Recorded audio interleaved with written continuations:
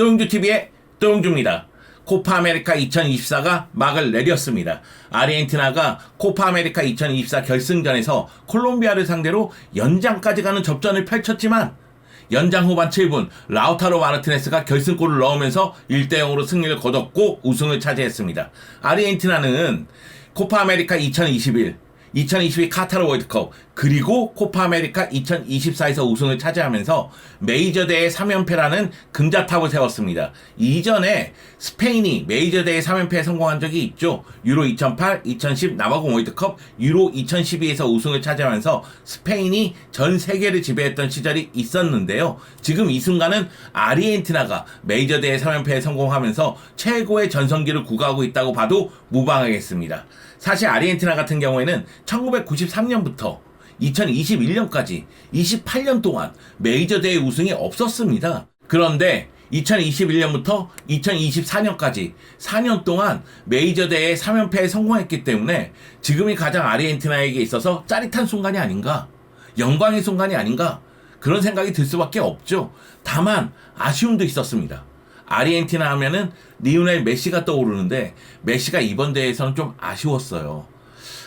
메시답지 않은 결정력을 좀 보여줬습니다. 물론 이번 대회에서도 한 골 한 개의 도움을 기록하면서 공격을 진두지휘하는 모습이 있긴 있었는데요. 예전만큼의 파괴력을 보여주지 못했고 결승전에서도 부상을 당하면서 후반전에 교체아웃 당하는 모습이 있었죠. 그러면서 메시가 뜨거운 눈물을 흘리는 모습이 있었는데 메시의 전성기가 저물고 있구나, 이런 아쉬움이 생겨서 그래서 가슴이 먹먹해서 제가 보면서도 눈물이 날 뻔했습니다. 그럼에도 아르헨티나는 메시가 없는 순간에도 골을 넣었고 상대를 제압했습니다. 그만큼 아르헨티나가 강력하다는 거죠. 강하다는 겁니다. 반면에 콜롬비아 같은 경우에는 자국에서 펼쳐진 코파 아메리카 2001에서 우승한 이후 23년 만에 우승에 도전했습니다. 결승전 전까지 28경기 우패를 달리면서 승승장구하고 있었거든요. 하지만 결승전에서 아르헨티나를 만나서 결국 연장까지 가서 0대1로 패배했으니까요. 아쉬움이 굉장히 진하게 남을 것으로 보입니다. 하지만 그와 동시에 콜롬비아의 경기력을 봤을 때는 이거 뭔가 할 것 같다. 이번에는 우승에 실패했지만 2026 북중미 월드컵에서 뭔가 할 것 같다, 이런 기대감이 생겼습니다. 코파 아메리카 2024 이렇게 끝나네요. 이렇게 막을 내리네요. 아르헨티나의 메이저 대회 3연패, 새로운 역사가 써지면서 막을 내렸기 때문에 화려하게 막을 내렸다고 볼 수도 있겠지만 그 과정을 봤을 때는 아쉬움이 좀 있었죠. 왜냐하면 결승전도 콜롬비아 팬들이 무단으로 들어오면서 1시간 정도 연기가 됐잖아요.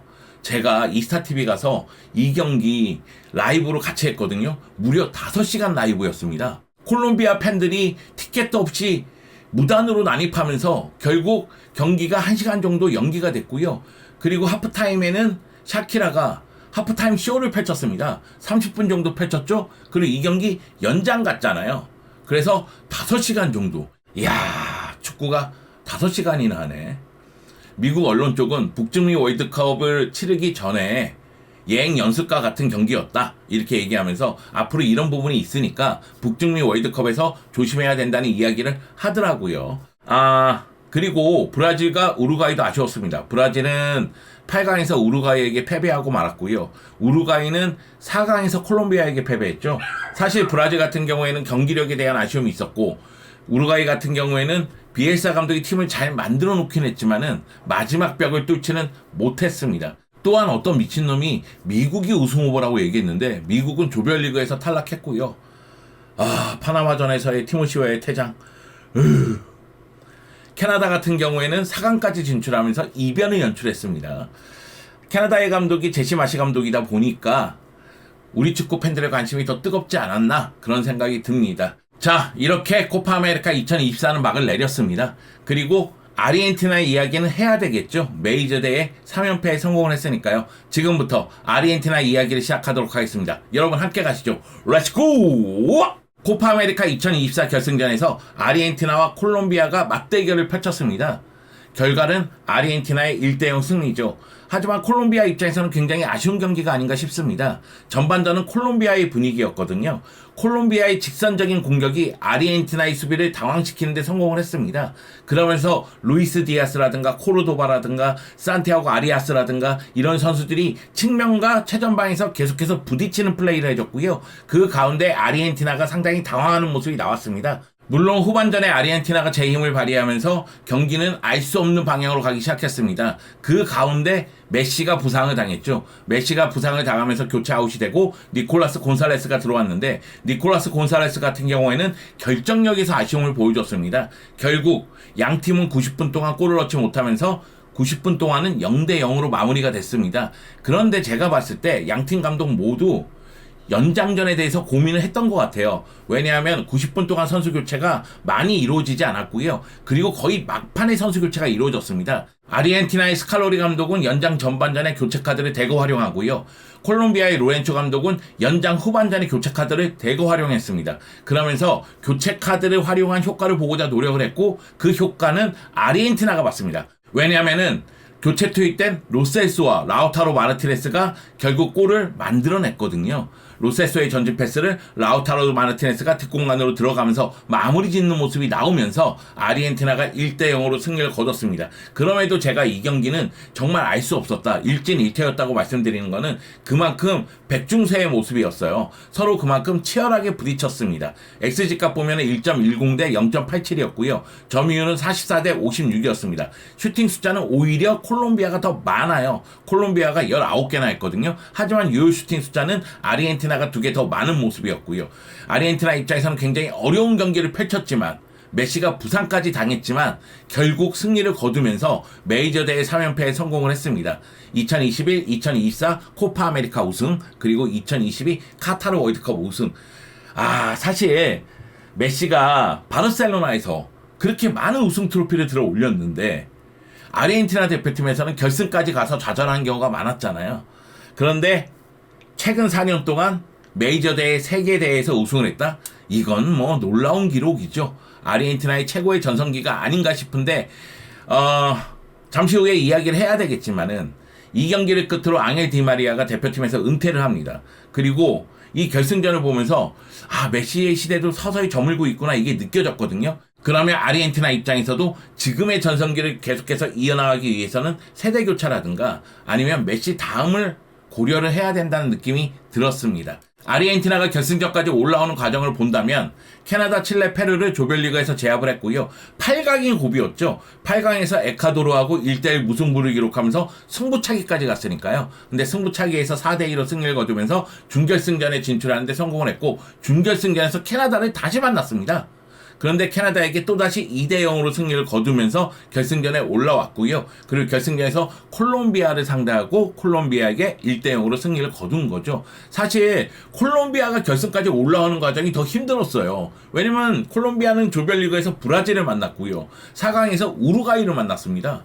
오히려 도장 깨기는 콜롬비아가 하고 올라왔다고 봐야 되겠는데 그렇기 때문에 콜롬비아의 기세가 무서웠던 거죠. 근데 반면에 아르헨티나 같은 경우에는 나름대로 대진운이 따르면서 결승까지 올라왔고 결승에서 콜롬비아를 만났는데 콜롬비아는 만만한 상대가 아니잖아요. 그러다 보니까 연장 접전까지 가면서 간신히 승리를 거두고 우승을 차지 않았나 싶습니다. 사실 아르헨티나는 이미 완성된 팀입니다. 카타르 월드컵에서 이미 보여줬잖아요. 그렇기 때문에 월드컵 때와 큰 변화는 없었습니다.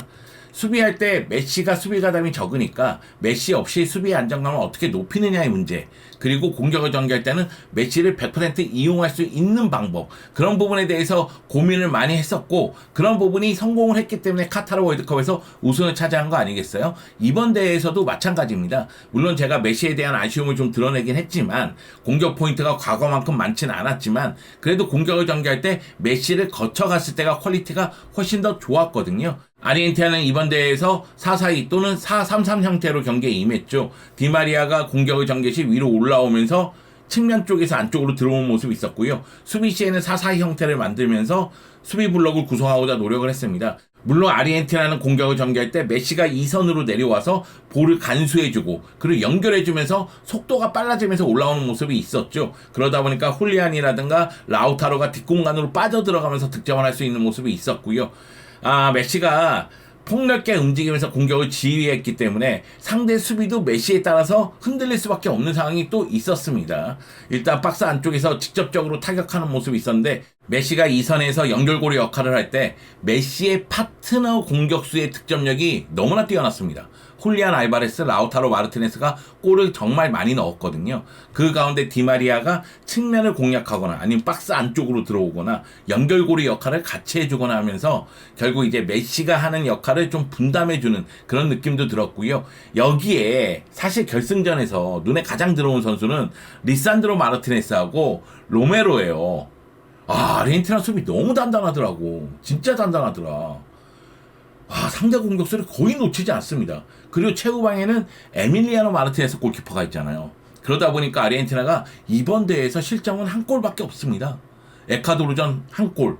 그 한 골 외에는 실점이 없거든요. 정말로 단단한 수비를 보여줬는데 결승전에서도 그런 수비를 보여줬다는 거죠. 또한 아르헨티나는 결승전에서 벤치 멤버도 매우 뛰어나다는 사실을 보여줍니다. 몬테이 선수의 공격 과정이 상당히 뛰어났었는데 몬테이 선수가 지치니까 몰리나로 바꿔주는 모습이라든가 그리고 메시가 부상일 때 니콜라스 곤살레스를 투입하는 모습이라든가 후반전에 로세소라든가 라우타로 마르티네스 파라데스 같은 선수들을 투입하는 모습을 봤을 때는 충분히 활용할 수 있는 카드가 많다는 사실이 드러났죠. 그 가운데 로세소와 라우타로 마르티네스가 골을 합작해냈잖아요. 이것은 그만큼 벤치 멤버가 풍부하고 단단하고 위력적이라는 이야기겠죠. 우승을 차지한 다음에 리오넬 스칼로니 감독의 인터뷰를 보면은 팀은 놀라움을 보여줬다. 어려운 상대, 어려운 내용이었지만 회복했다. 콜롬비아를 상대로 한 결승전이 굉장히 어려웠다는 이야기를 합니다. 우리는 발전했고 이길 자격이 있었다. 라우타로가 골을 넣을 것이라고 믿었다. 사실 저는 후반전에 라우타로를 투입할 타이밍인데 라우타로를 투입하지 않더라고요. 그래서 왜 교체를 안 하지 이런 생각이 들었었는데 스칼로니 감독은 연장전까지 바라봤던 것 같습니다. 그렇기 때문에 연장 전반전에 라우타로 마르티네스를 투입했고 라우타로 마르티네스가 연장 후반전에 결승골을 넣으면서 선수 교체는 적중하게 되는 거죠. 라우타로가 골을 넣을 것이라고 믿었다고 얘기합니다. 그의 골은 마땅하다. 이 팀의 경기를 볼 수 있어 기쁘다. 모두에게 기쁨을 준 것 같아 행복하다. 우리가 축구를 하는 이유이다. 스페인과의 경기도 기대가 된다고 이야기를 했습니다. 지금의 아르헨티나는 두 명의 리오넬이 이끈다고 하죠. 리오넬 스칼로니, 리오넬 메시, 그리고 라우타로 마르티네스는 이 대회를 통해서 아르헨티나의 가장 강력한 무기로 또 부상을 했습니다. 사실 카타르 월드컵에서는 아쉬웠었잖아요. 이 대회를 통해서 라우타로 마르티네스도 명예회복을 했다고 봐야 되겠죠. 결승전의 MVP는 디마리아입니다. 디마리아는 코파 아메리카 2024를 끝으로 대표팀에서 은퇴하겠다고 이야기했기 때문에 디마리아의 아르헨티나 대표팀에서의 마지막 경기는 이 콜롬비아전이었습니다. 당연히 디마리아는 정신무장을 단단히 하고 경기에 임했겠죠. 자, 이 경기에서 슈팅 2개, 유효 슈팅 2개, 그리고 키패스를 3개나 했습니다. 드리블을 2개나 성공시켰는데요. 저는 전반전에는 좀 아쉬웠어요.